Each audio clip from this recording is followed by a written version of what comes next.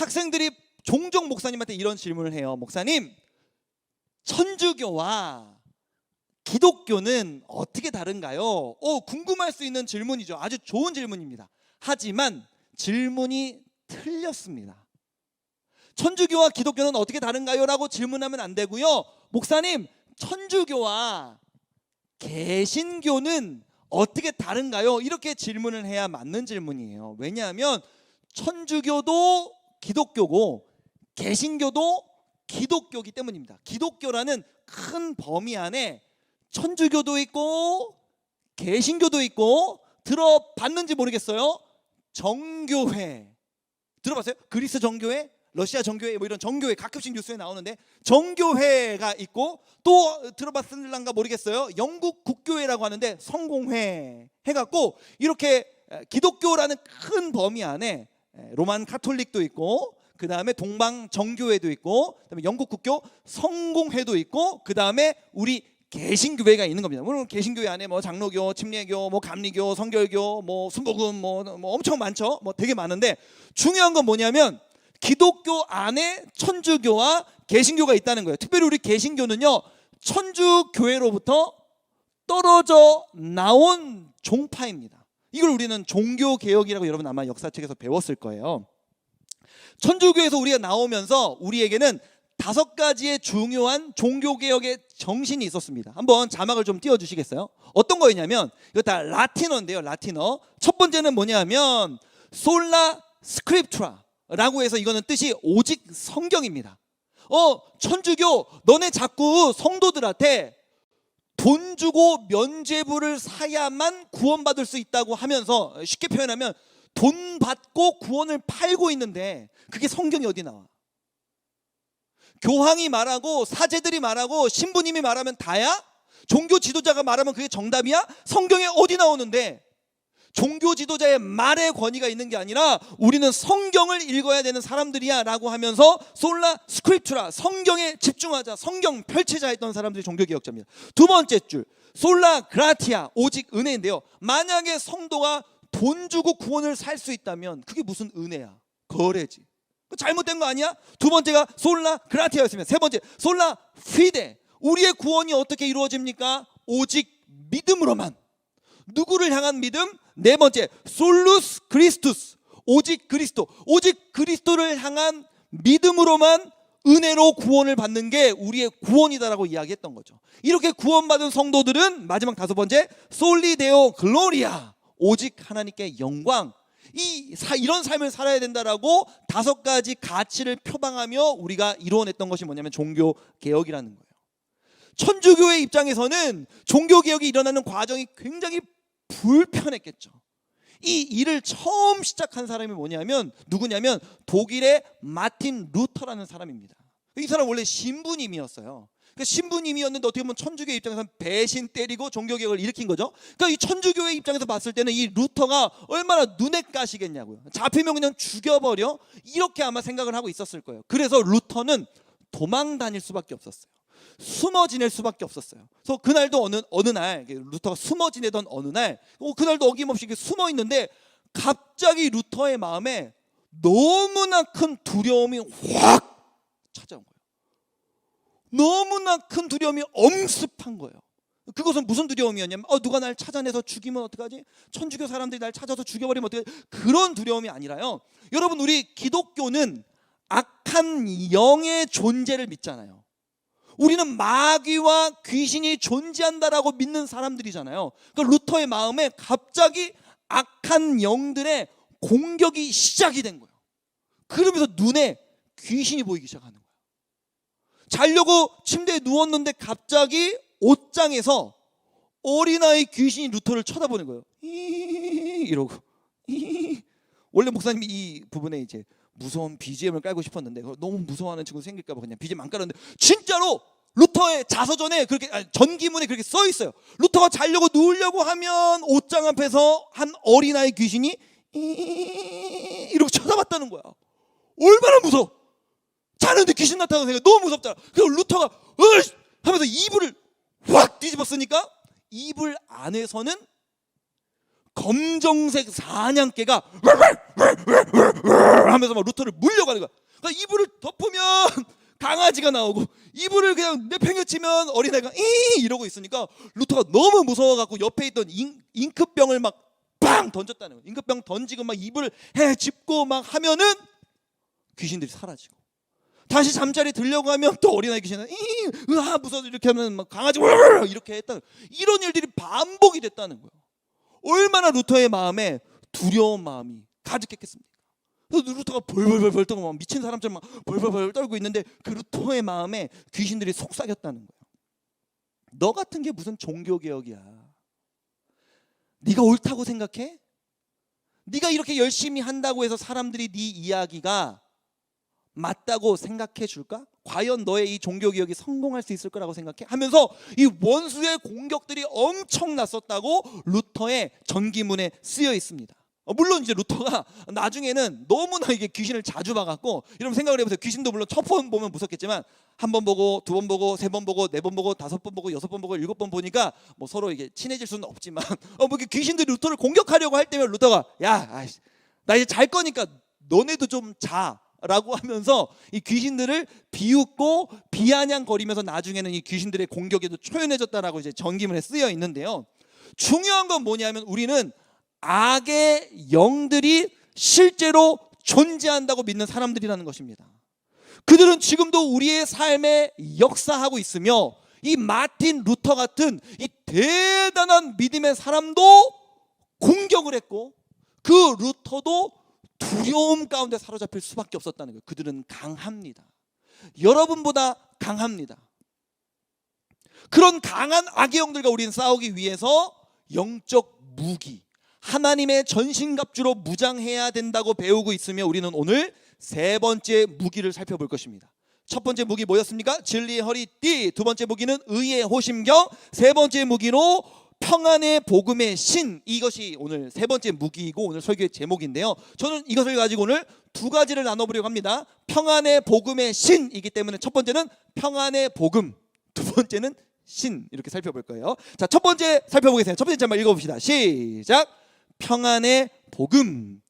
복음은 우리에게 평안을 준다. 뭐 이게 심플한 내용이죠. 너무나 당연하고 어릴 때부터 자주 들었던 이야기입니다. 그런데요, 우리가 믿음 생활하면서 복음이 우리에게 평안을 준다, 이 쉬운 내용을 믿지 못하고 받아들이지 못하는 일들이 너무나 많습니다.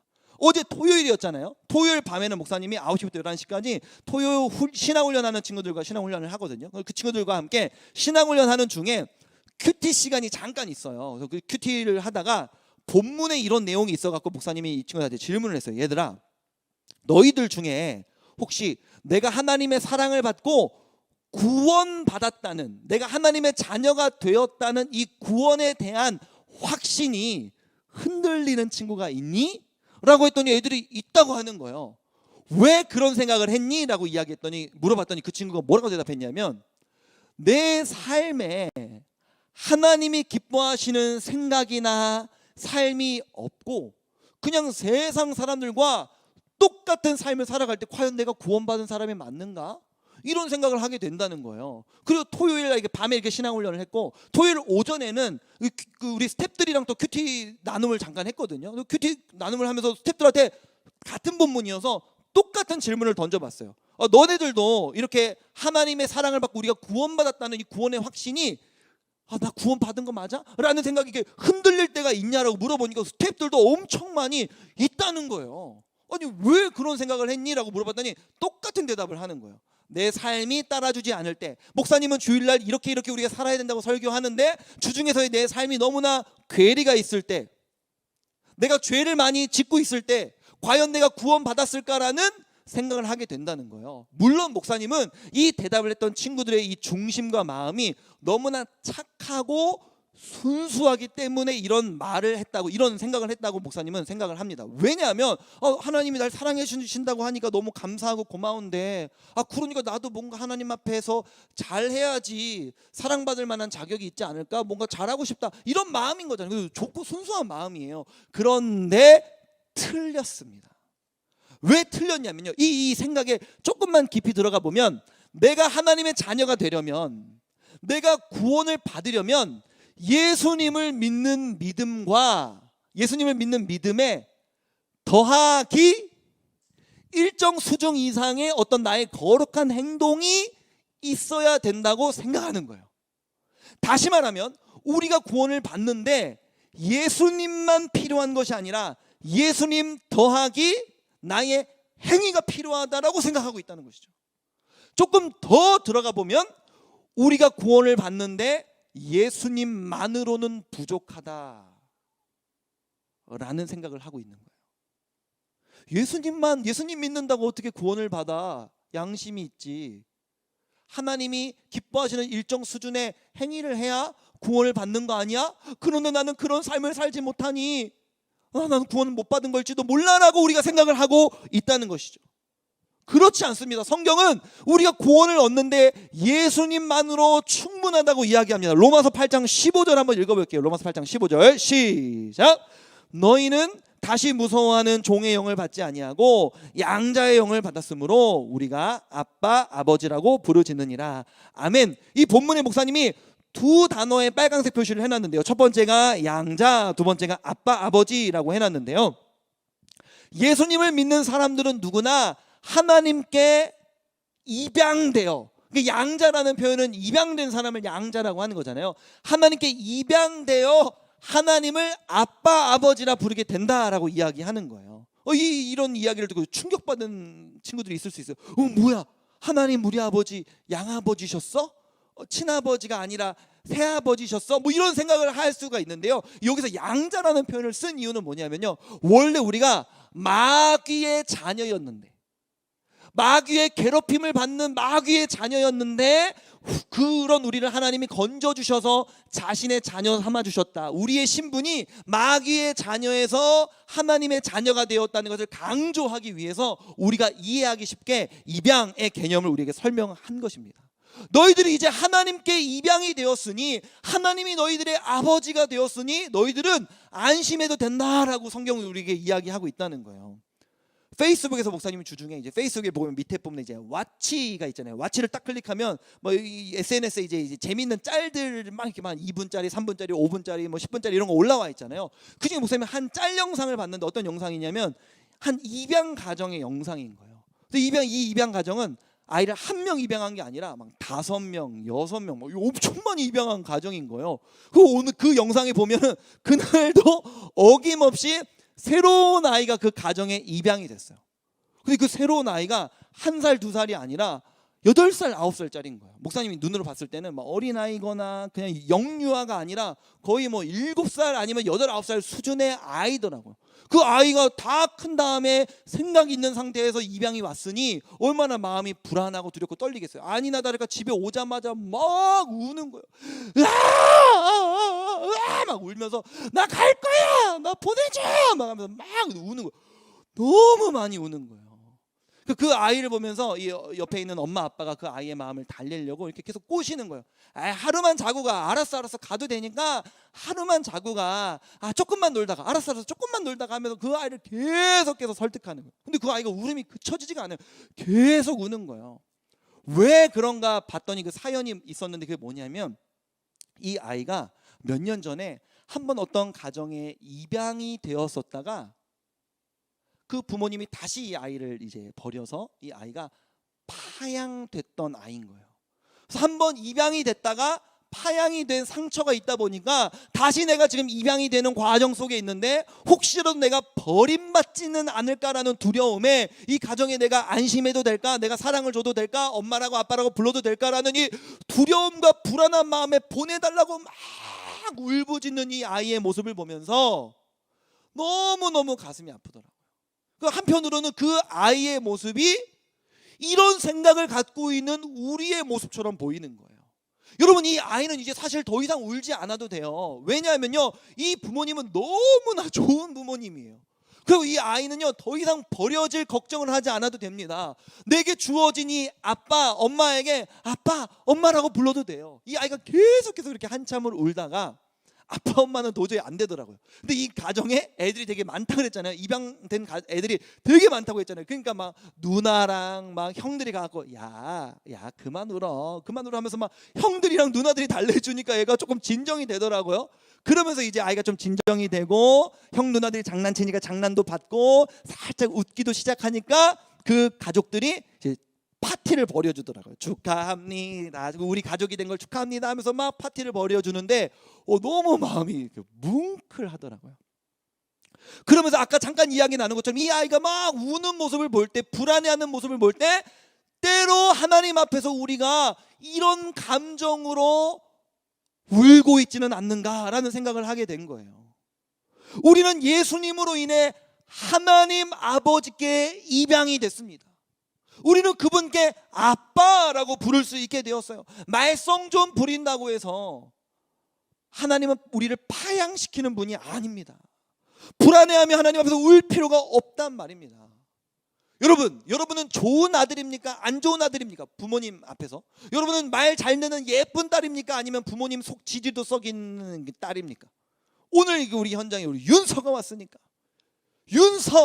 윤서는 엄마 아빠 앞에서 너무나 예쁜 딸입니까? 아니면 속 지지도 썩이는 좀 말썽쟁이 딸입니까? 윤서의 답을 듣지 않고 현서에게 묻겠습니다. 현서, 언니를 보니까 언니는 우리 엄마 아빠에게 너무나 마음을 기쁘게 해주는 예쁜 딸이에요? 아니요, 아주 그냥 엄마 마음, 아빠 마음을 확확 긁는 그냥 말썽쟁이 딸이에요? 2번이에요. 나이스! 이런 걸 원했어. 그렇다면 싸움 붙이는 거 되게 좋아해 갖고요. 그렇다면 윤서에게 묻겠습니다. 윤서? 우리 현서가 둘째죠, 그렇죠? 그 집에서 현서는 엄마 아빠 앞에서 예쁘고 말 잘 듣고 부모님의 마음을 시원케 해주는 딸입니까? 아니면 엄마 아빠 마음 그냥 확확 긁는 그냥 딸입니까? 1번, 2번. 둘 다. 요럴 때도 있고 저럴 때도 있고. 언니가 좀 낫네요. 그래도 언니가 좀 마음이 넓어요. 그래도 역시 첫째는 첫째입니다. 여러분, 그렇습니다. 우리가 말 잘 듣는 딸일 수도 있고요, 말을 안 듣는 딸일 수도 있어요. 그러나 공통점은 뭐예요? 딸이긴 딸이라는 거예요. 딸이라는 신분은 변하지 않는다는 것입니다. 말을 지지리도 안 듣는 딸일 수도 있고 말을 잘 들었다 안 들었다 하는 딸일 수도 있지만 공통점은 우리가 둘 다 딸이라는 거예요. 우리가 하나님의 딸이라는, 하나님의 아들이라는 이 신분과 이 사실은 변하지 않는다는 겁니다. 로마서 8장 38절과 39절을 보면요, 사도 바울이 이렇게 목에 핏대를 세우며 이야기하는데 38절 한번 읽어볼게요. 시작. 내가 확신하노니 사망이나 생명이나 천사들이나 권세자들이나 현재일이나 장래일이나 능력이나, 39절도 읽어볼게요. 시작. 높음이나 깊음이나 다른 어떤 피조물이라도 우리를 우리 주 그리스도 예수 안에 있는 하나님의 사랑에서 끊을 수 없으리라. 아멘. 38절로 한번 돌아가 볼게요. 38절에 보니까 앞부분에 뭐라고 시작해요? 내가 확신한대요. 내가 확신하노니, 요즘 우리 표현하면 단언컨대. 사도 바울이 얘기하는 건 단언컨대. 중간에는요 꾸며주는 말들이에요. 단언컨대 사망이나 생명이나 천사들이나 권세자들이나 현재일이나 장래일이나 능력이나 높음이나 깊음이나, 되게 여러 가지를 막 나열해 놓고 39절, 다른 세상 어떤 피조물이라도 그 무엇이라도 우리를 우리 주 그리스도 예수 안에 있는 하나님의 사랑에서 끊을 수 없으리라. 쉽게 말하면 우리를 향한 하나님의 사랑을 그 무엇도 끊지 못한다. 심지어 여러분의 연약한 믿음도, 심지어 여러분의 연약한 삶도 여러분을 향한 하나님의 사랑을 끊을 수 없다는 거예요. 어제 한 고3 친구랑 통화를 했습니다. 진짜 오랜만에 목사님이랑 통화가 된 거예요. 그 친구 이제 고1 때 여자친구랑 헤어져 갖고 막 질질 짜면서 목사님한테 전화해 갖고 막 이렇게 통화했던 친구인데, 고3 때 중간에 뭐 가끔 통화하긴 했지만 진짜 오랜만에 이게 좀 진중한 대화를 나누었는데, 목사님 내일 저 교회 갈 건데 진짜 오랜만에 교회 가려니까 너무 좀 민망한 것 같아요. 그리고 하나님께 너무 죄송해요. 제가 교회 가도 되는지 모르겠고 막 그래요. 이런 얘기를 해갖고 막 저랑 이런저런 얘기 나눴는데 물론 이해가 돼요. 아까 목사님이 얘기한 것처럼 순수한 마음이죠. 하나님께 죄송하고 볼 면목이 없고 뭔가 쑥스럽고 민망하고 뭐 이런 순수한 마음이라고 저는 생각하는데요. 하지만 틀린 마음이라는 거예요. 여러분, 자녀가 부모에게 나아갈 때는요, 아무리 그 관계가 틀어졌다 할지라도 망설일 필요가 없습니다. 말 안 듣는, 지지리도 말 안 듣는 자녀라 할지라도 어떤 부모가 자녀가 부모에게 나아오는 것을 싫어하겠습니까? 저도 가끔 우리 엄마랑 싸워요. 38살에 우리 엄마, 뭐 어때서 우리 엄마인데, 우리 엄마, 나 엄마랑 가끔 싸우거든요. 가족끼리 싸울 수 있는 거잖아요. 그래서 엄마랑 싸우면은 뭐 가끔씩은 뭐 통화로 싸우고 어떨 때는 뭐 만나서도 싸우고 그런단 말이에요. 그러면 이제 헤어질 때는 이제 서로 삐져갖고 속상해서 헤어질 거 아니에요. 속상해서 전화를 끊든지 엄마가 먼저 끊어버리든지 뭐 제가 먼저 끊지는 않아요. 그러면 이제 너무 싸가지가 없는 거니까. 엄마가 가끔 뭐 너무 화가 나서 끊을 때도 있고, 같이 막 있다가 막 너무 속상해서 그냥 막 각자 집으로 가버릴 때도 있고 그렇단 말이에요. 그런데 그렇게 관계가 틀어졌다고 해서 38살이 엄마랑 싸웠다고 표현하고 엄마랑 막 사이 안 좋아지고 말 지지리도 안 듣는 아들이잖아요. 그럼 내가 엄마 말을 안 들으면 내가 엄마 아들인 게 취소가 되는 건가? 아니에요.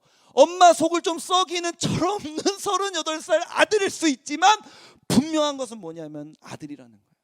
그리고 그렇게 다툰 후에도 엄마는 아들이 먼저 전화해 주기를, 찾아와 주기를 기다리는 것이 부모의 마음이라는 겁니다. 하나님 아버지의 마음이 그렇다는 거예요. 사랑하는 여러분, 여러분들이 일주일 동안 어떤 삶을 살았다 할지라도 이 주일 예배에 온라인으로나마 또 현장에 와서 하나님 아버지께 부끄럽고 민망하지만 용기 내서 나오는 여러분의 이 모습을 하나님이 너무나도 기뻐하신다는 거예요. 자녀가 나에게 찾아와 주기를, 연락해 주기를 기다리는 것이 부모의 마음이라는 것입니다. 여러분, 우리 어릴 때부터 탕자의 비유라는 이 이야기를 수도 없이 들었잖아요. 알잖아요. 아버지한테 두 아들이 있었는데 둘째가 너무 싸가지가 없어서 아빠한테 돈 좀 달라 그래갖고 집을 나가버린 거야. 돈이 적은 돈이 아니고 거의 유산을 달라고 하는 그 돈이었기 때문에 아버지의 소유의 거의 3분의 1을 뛰어간 거거든요. 3분의 1을 뛰어가갖고 막 세상에 나가서 막 처음엔 돈이 많으니까 막 좋았겠지. 지 멋대로 막 허랑방탕하게 막 살았을 거예요. 그 돈을 막 순식간에 다 써버려갖고 진짜로 생 거지가 된 거예요. 거지가 되니까 먹고 살 수가 없으니까 너무 무서워갖고 이거 어떻게 해야 되지 하다가 이 자녀가 고민을 합니다. 나 그냥 이렇게 굶어 죽어야 되나? 아니면 어디 가서 노예로 그냥 살아야 되나? 아니면 우리 아버지는 여전히 아직도 부자인데 아버지께로 돌아갈까? 라고 고민하다가 이 자녀가 용기를 내어서 아버지께로 돌아옵니다. 그때 이 철없고 너무나 잘못된 이 지지리도 말 안 듣는 이 둘째 아들이 돌아올 때 이 아버지의 반응을 우리 좀 읽어봤으면 좋겠어요. 누가복음 15장 20절입니다. 누가복음 15장 20절 읽겠습니다. 시작. 이에 일어나서 아버지께로 돌아가니라. 아직도 거리가 먼데 아버지가 그를 보고 측은히 여겨 달려가 목을 안고 입을 맞추니. 아멘. 이 말씀을 좀 오랫동안 띄어놔 주세요. 앞부분에 보니까 이에 일어나서 아버지께로 돌아가니라. 이거 둘째 아들의 마음을 이야기한 거예요. 망설이다가 아버지께로 돌아가야겠다라고 생각하고 돌아갔다는 거예요. 그런데 그를 아버지가 발견합니다. 그런데 어떻게 발견했다라고 말하면요, 둘째 아들이 집으로 돌아와서 띵동 띵동 아니면 놓고 똑똑똑 했더니 누구세요 하고 아버지가 어이구 우리 둘째 왔구나, 그게 아니에요. 뭐라고 나왔어요? 아직도 거리가 먼데 아버지가 그를 보고, 아직도 거리가 먼데 아버지가 아들을 발견했대요. 이게 어떻게 가능한 일이죠? 아버지는 둘째 아들이 집을 나간 다음에 한순간도 빠짐없이 계속해서 아들이 집 나간 그 자리를 바라보고 있었던 거예요. 우리 아들이 이 길로 집을 나갔는데 돈 다 쓰고 나중에 오갈 데 없으면 분명히 저기로 돌아올 것인데 우리 아들 언제 오나? 오늘 오려나? 내일 오려나? 모레 오려나? 글피 오려나? 아버지는 오늘도 내일도 글피도 언제나 그 자리에서, 집에서 아들이 집 나간 멀리 떠나버린 그 자리를 바라보면서 언제 우리 아들 오나, 언제 우리 아들 오나 보면서 그 자리를 응시하고 있었던 거예요. 그러니까 아들이 돌아오려고 마음을 먹고 이 마을 근처로 돌아오자마자 아직도 거리가 먼데, 아직도 거리가 먼데 아버지가 그를 보고 먼저 발견하고 아버지가 달려가기 시작합니다. 아들이 달려오지 않았어요. 아들이 집까지 오는 동안 기다리지 않았어요. 아버지가 먼저 달려가 목을 안고 입을 맞추었다고 성경은 이야기합니다. 사랑하는 고3 친구들, 일주일 동안 어떤 삶을 보내셨습니까? 내가 구원받았을까? 나 같은 게 구원받을 자격이 있을까?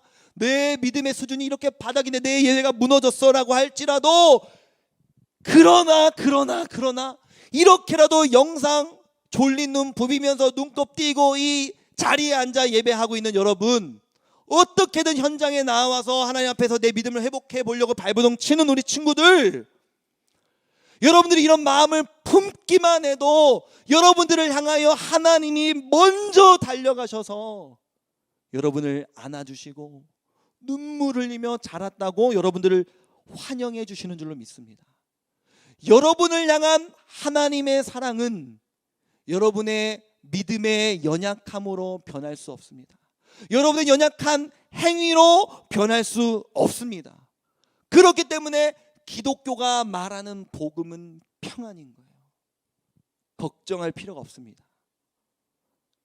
하나님은 우리를 끝까지 사랑하십니다. 두 번째, 그래서 우리 첫 번째 나눈 게 이제 평안의 복음이었단 말이에요. 두 번째로 우리 살펴볼 건 뭐냐면, 자막 띄워주세요. 시작. 평안의 복음의 신. 우리가 지금 영적 군인이라는 이야기를 하면서 전쟁에 나아가면서 갖춰야 될 무기에 대해 살펴보고 있단 말이에요. 우리 신발에 대해 이야기하고 있는 겁니다. 군인의 신발이 전투화라고 이야기를 해요. 평안의 복음의 신, 우리는 신발을 신어야 되는데 그 신발이 뭐냐면 평안의 복음이다 라고 이렇게 첫 번째를 이야기를 한 건데, 여러분, 우리가 전쟁에 나아가기 위해서, 전투를 하기 위해서 무기를 잘 갖춰서 장착하고 입는 것도 중요하지만 그에 못지않게 중요한 게 뭐냐면 무기를 다시 벗지 않는 거예요. 목사님으로부터 주일날 이 예배 시간에 참여해서 하나님이 우리를 여전히 사랑하신다고, 우리는 연약해도 하나님 우리를 사랑하신다고, 그게 복음이기 때문에 우리는 평안해도 된다고, 좋은 말씀 잘 들었어 라고 생각하고 예배를 마치자마자 이 평안의 복음의 신발을 예배 시간에는 목사님이랑 같이 얘기하면서 신었다가 예배를 마치자마자 그냥 복음의 이 신발을 다시 벗어버려. 일주일 동안 믿음의 걸음을 걸어가고 살아갈 때는 그냥 평안의 복음을 벗어버 던지고 이제 살아가는 거예요. 그러면 안 된다는 겁니다. 왜요? 원수가 바로 공격하니까. 군대 얘기 하나만 하고 마칠게요. 군대 얘기를 할 수밖에 없어요. 하고 싶어서 하는 게 아니라 계속 군인이잖아요, 우리가. 그래서 군대 얘기 하나만 하고 마칠게요. 군대에 5분 대기조라는 게 있어요. 이게 뭐냐면요, 적군이 우리 지역에 쳐들어올 때 우리 쳐들어간다라고 소문 내고 쳐들어오지 않잖아요. 몰래 쳐들어올 거 아니에요. 주로 언제 쳐들어오겠어요? 우리 군사들이 다 자고 있을 때, 밤에 몰래 쳐들어오는 경우가 많겠죠. 그러니까 이 5분 대기조라는 사람들이 있는데, 이 사람들 어떤 사람들이냐면 모든 병사들이 다 밤에는 샤워하고 옷 이제 잠옷으로 갈아입고 이러면서 자고 있을 거 아니에요. 5분 대기조는요, 전투화를 벗지 않습니다. 전투복을 벗지 않습니다. 총을 내려놓지 않습니다. 전투모만 살짝 벗어놓고 그대로 잠을 잡니다. 그리고 적군이 우리 지역에 침투를 하면 사이렌이 울려요.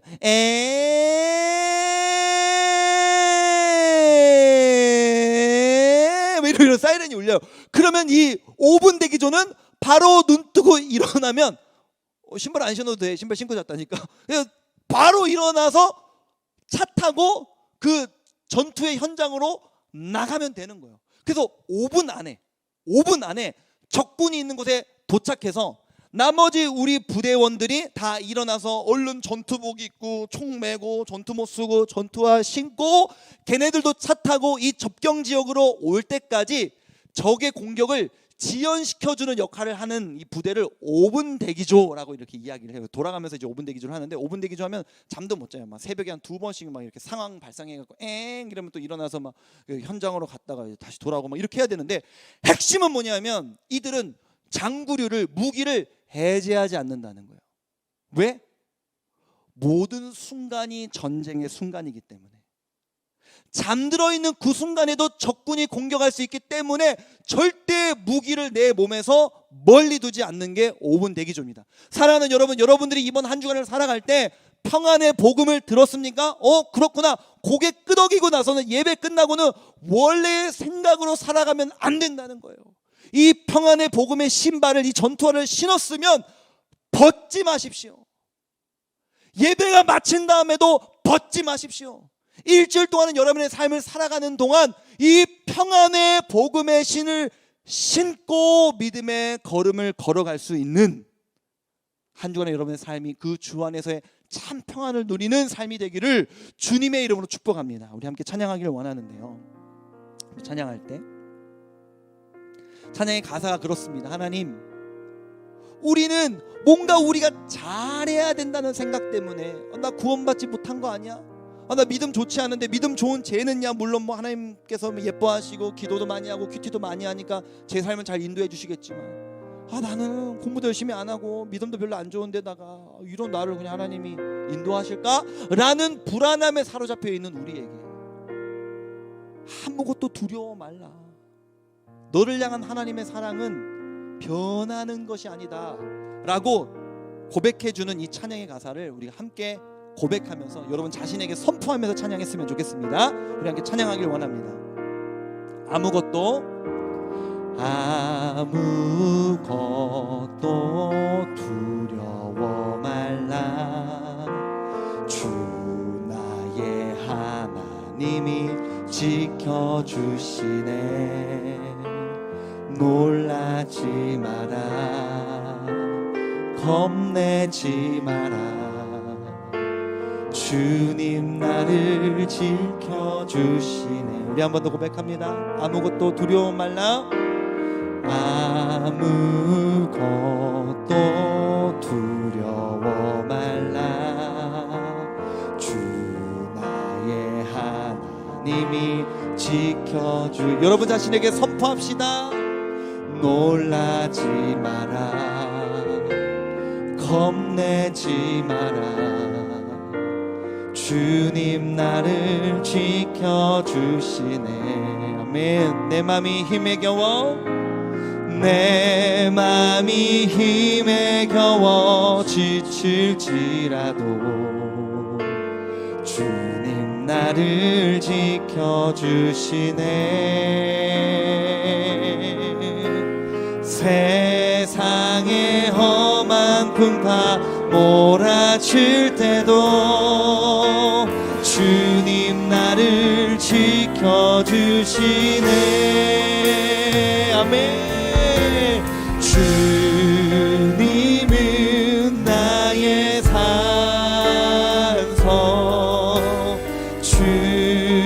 주님은 나의 요새,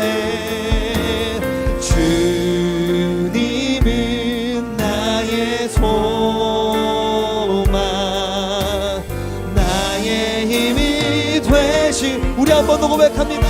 내 맘이 힘에 겨워, 내 맘이 힘에 겨워 지칠지라도 주님 나를 지켜주시네. 세상에 험한 풍파 몰아칠 때도 주님 나를 지켜주시네.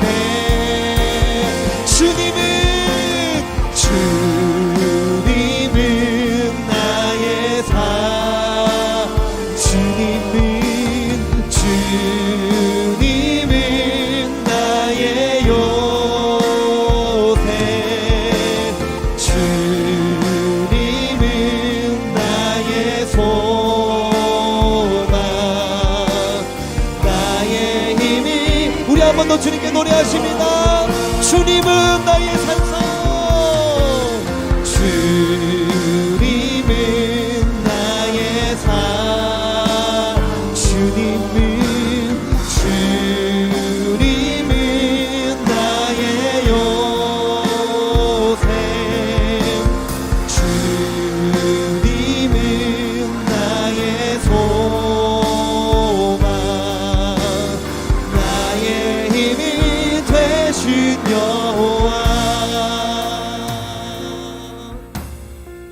우리 함께 기도하기를 원합니다. 함께 기도하실 때 혹시 여러분 구원에 대한 불안이 있으십니까? 내가 이렇게 예배가 무너졌는데, 내 믿음이 이렇게 좋지 않은데 나 버림받으면 어떡하지? 나 파양되면 어떡하지라는 불안함이 있으시다면, 여러분 그것은 성경이 말하는 복음이 아닙니다. 복음은 우리에게 평안을 줍니다. 말 안 듣는 아들일 수도 있고 말 안 듣는 딸일 수도 있고, 심지어 너무나 말을 안 들어서 하나님 우리 사랑하시기 때문에 이 녀석 좀 징계해야겠다, 날 잡아서 너 비오는 날 먼지나게 맞아보자, 종아리 걷어, 종아리 불나게 맞고 정신 차려라고 우리를 훈계하고 징계하실 수 있을지 모르겠지만, 그렇다고 우리의 아들과 딸의 지위가 취소되는 것은 아닙니다. 우리가 말을 안 듣기 때문에 하나님이 우리의 삶을 인도하지 않으시겠습니까? 하나님의 사랑은 그렇게 연약한 우리의 모습으로 인해 변하는 것이 아닙니다.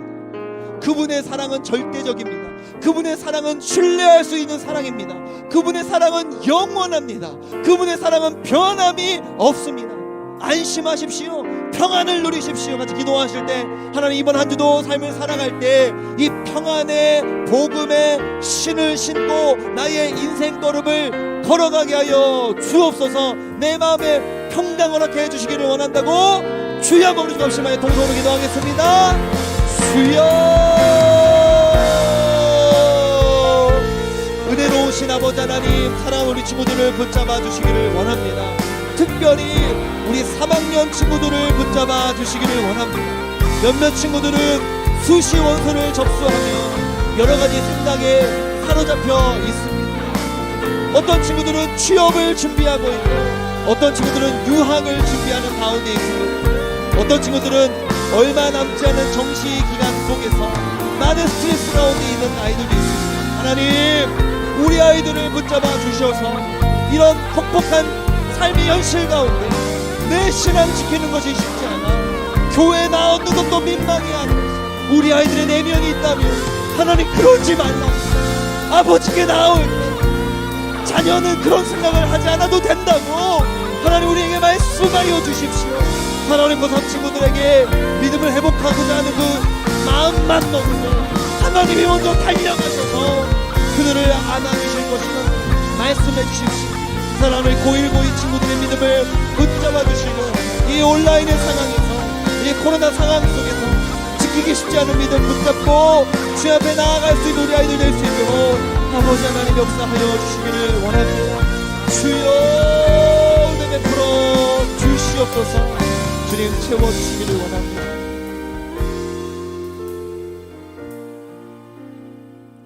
은혜로우신 아버지 하나님, 몇몇 고3 친구들은 수시 원서를 접수해 놓고 혹은 접수하는 과정 속에서 참 많이 긴장되고 떨리는 마음을 갖고 있을지 모르겠습니다. 수시를 하지 않는 친구들이라 할지라도 얼마 남지 않은 정시 기다리면서 마음이 많이 버겁고 힘들 것인데, 또 어떤 친구들은 취업을 준비하는 가운데, 어떤 친구들은 유학을 준비하며 인생에서 참 중요한 갈림길 앞에서 참 많이 불안해하고 두려워하는 아이들의 모습을 주님 불쌍히 여겨주십시오. 몇몇 신앙훈련하는 친구들에게 물으니 방학 동안 어떻게 보냈니? 물으니 많은 친구들이 학원이었어요 라고 말을 했습니다. 참 그렇게 버거운 우리 아이들의 삶의 현실 속에서 교회에서도 큐티하자, 기도하자, 예배드리자 라는 이것들이 그저 숙제와 의무감으로 다가와 놓고 있었던 친구들이 있을지 모르겠습니다. 그러나 하나님, 그렇다고 해서 우리 친구들을 향한 하나님의 사랑이 변하는 것은 아니라는 사실을 기억하게 하여 주옵소서.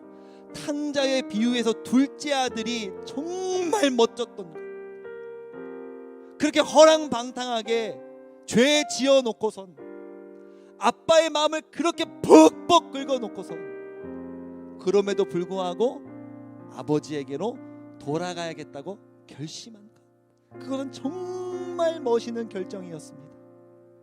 사랑하는 우리 친구들이 이 둘째 아들과 같은 삶을 우리가 살고 있다 할지라도, 이 둘째 아들과 같은 결정을 내리게 하여 주십시오. 아버지께로 돌아가야겠다. 이대로는 안 되겠다. 우리 아빠에게 돌아가야겠다. 그 마음만 먹기만 해도 아버지 하나님은 아직 거리가 먼데 우리에게 찾아오시고 다가오셔서 우리를 안아주시고 우리의 눈물을 닦아주시는 줄로 믿습니다. 이 평안의 복음을 예배 때만 듣고 한 귀로 듣고 한 귀로 흘리는 것이 아니라 한 주간 나의 삶 속에 계속 기억되어 이 평안의 복음의 신을 심고 주어진 하루하루를 열심히 걸어갈 수 있는 우리 친구들 되게 하여 주시옵소서.